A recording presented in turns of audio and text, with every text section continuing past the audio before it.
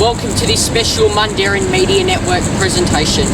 I'm Owen Briffa, coming to you from here at the Chidlow Incident Control Centre. Who would have thought the Perth Hills residents, those in Wooroloo and Gidgee would be facing another major bushfire catastrophe just under 12 months later. The fire began yesterday on the 26th of December in the late afternoon when there was reports coming out of near the intersection of Old Northam Road and Government Road in Wooroloo that a fire had began. Over the evening, firefighters, both volunteer and paid firefighters, have been fighting this bushfire. There's been emergency advice, there's been emergency watch and act and advice levels for this fire, which is still burning tonight through Wooroloo and Gidgee.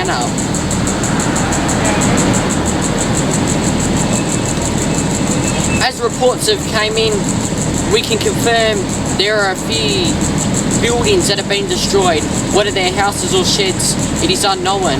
But it's a tragic time for that community that is only gripping together and coming up still with fresh memories from February of this year's devastating Wooroloo fire. This fire has ripped through a couple of hundred of acres of bushland just south of where the fire scar was for the earlier fires this year in February. Behind me overnight has been set up as the Incident Control Centre here at the Chidlow Recreation Ground. So as you can see behind me, many transportable buildings from Parks and Wildlife and DFS have been brought in for this pop-up Incident Control Centre here at the Chidlow Recreation Ground. Overnight, this is growing to accommodate the incident people operated by the Fire Brigade and now the operations by DFS and Parks and Wildlife as the Wooroloo bushfire recovery goes on. This will stay here for at least a week until more fire is put out. From Chidlow, Owen Briffa, Mundaring Media. On tonight's special broadcast, we'll be taking a tour over the Incident Control Centre. So let's have a look. So can you give us a bit of an overview about the Incident Control Centre here at Chidlow? I can. Incident Control Centre, as the name suggests, is the place where we bring together all our resources that are involved in the planning and management of incidents, and that can be a fire incident, or it might be another emergency incident like a flood or a major chemical spill or something like that. So at the Incident Centre there's probably 4 key areas that we have, and those include like the operational area, so we have people here that deal with the operational side of the incident.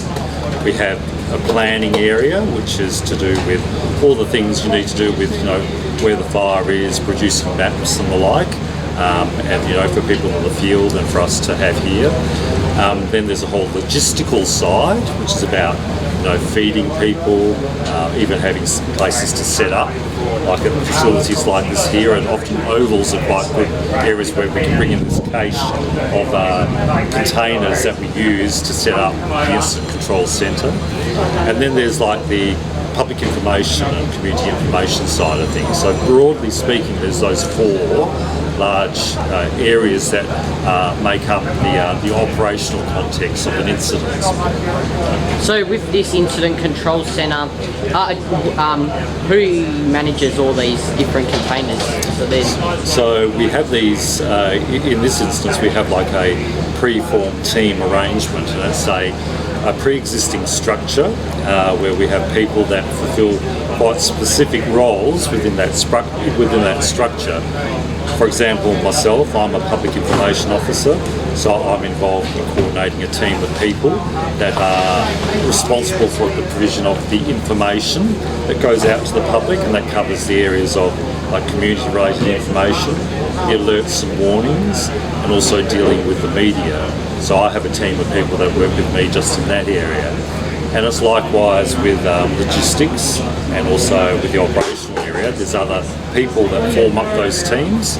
So you have from sector commanders on the ground to divisional commanders that look after the sectors, to the operations officer that is responsible for the whole incident, to the incident controller who looks after the whole incident here and all those functional areas. So it's quite an organised structure that is used to manage the fire in an organised and hopefully structured way. So how long will this Incident Control Centre stay stationed at the Chidlow Recreation Ground? It will depend on how the incident is going as far as, once it's contained and once we feel it's safe to maybe hand back to the broad land manager. So in this case it might be the local government. So the incident has largely occurred on private property or lands that is managed by local governments. So that would generally be the way it happens. But while we're here as an incident, we're constantly looking at and assessing what needs to be done.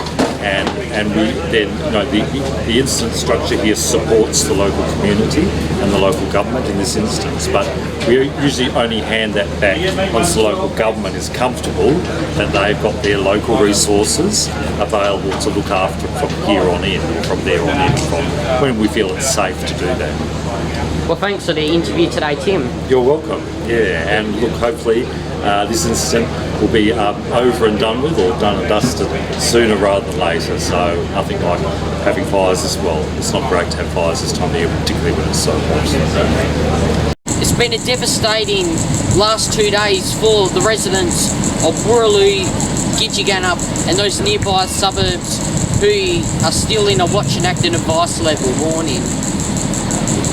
Just less than 12 months ago, they've still got the thoughts of the horrendous and devastating, destructive Wooroloo fires, which over 80 homes were destroyed and hundreds of acres of bushland burned. So here's a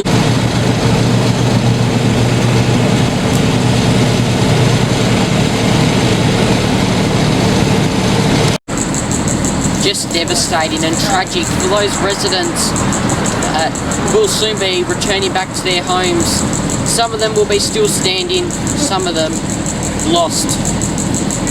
For such a small community that has experienced this sort of major bushfire less than 12 months ago, it's devastating. Tragic for anyone, but especially for this small, tight-knit community of Wooroloo and Gidgegannup. This is what was said earlier in today's press conference. Afternoon all, my name is Sven Anderson. I'm the DFES Incident Controller for the Chidlow Bushfire, which started yesterday afternoon. The fire currently is approximately 155 hectares. As said, it started yesterday afternoon, travelled well into the afternoon evening and was contained by crews late yesterday afternoon evening and has not moved since. So we're calling the fire contained and controlled, but there is still a high possibility of ember escaping and getting on the wrong side of the containment lines and spreading further. What's the damage report? How many homes have been lost? How much, or how many structures maybe have burned down? Right, so right now, 1 confirmed house has been lost and 6 outbuildings.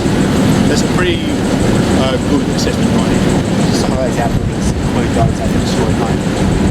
I can tell you their exact location on my line, so certainly one have to around Wooroloo Way to outbuildings.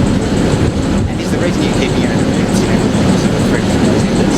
Correct. So people in Wooroloo Way and Forge Drive areas, there is still a possibility of fire breaking. So that's why it's still an emergency in that area. We would kind of like to decrease that where possible. We'd like people to stay really vigilant around, certainly to the southeast of that. The wind coming from the east-northeast, or even now, is picking up, and up until about 1700 this afternoon, it's likely to increase and gusts get stronger. So our real, precarious time would be around 1700 this afternoon. And then what's the wind forecast for that? It's expected to die down and be in our favour. So, and overnight the humidity goes up, temperatures go down, so things settle for that. It's saying that we're reducing our crews. Currently there are approximately 120 firefighters out there from bushfire brigades, career fire and rescue, volunteer fire and rescue, we've got SES supporting and parks and wildlife firefighters. Like I said, about 120. That will drop down to just considerably less, maybe 20 or 30 overnight, and potentially only up to 30 or 40 tomorrow, unless there's another outbreak that's up. What's the cause of the blaze down? Do we have any idea yet? Has it been treated as suspicious?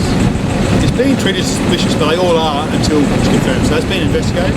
It's not in our hands. It's with police, as it always is. So they will conduct their investigation and then let us know. We've kept the area we expect is likely to be the start of the fire. So we don't impact that with our firefighting crews. So they'll conduct a decent investigation and hopefully they'll be able to come up with a result for us. So that was today's press conference. Another insight into today's fire. I'm Owen Briffa. Thank you for joining me for this special presentation that we never hoped to bring to you, but it's just tragic news. I'm Owen Briffa signing off from the Mundaring Media Network. Goodbye.